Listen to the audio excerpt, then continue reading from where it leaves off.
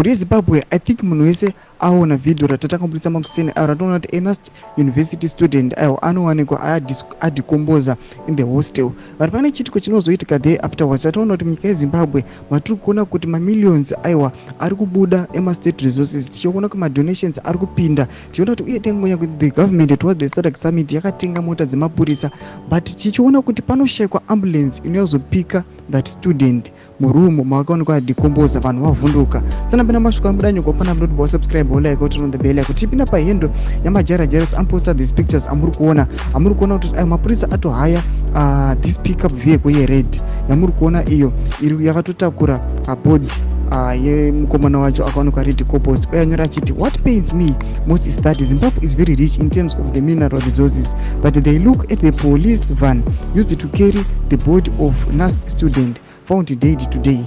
Compare with forensic pathology vans in South Africa. ZANU-PF official is a tragedy that happened to Zimbabwe.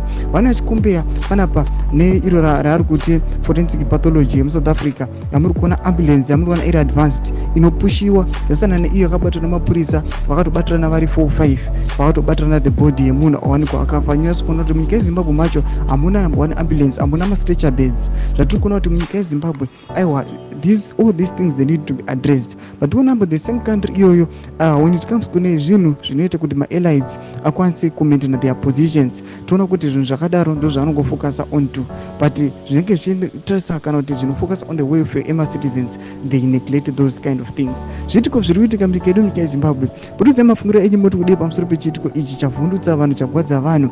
Pina comment section yedu chimbofunga kuti dei wanga uriwo kana mwana wako achitakurwa nezvinhu zvakadaro unoti kudii.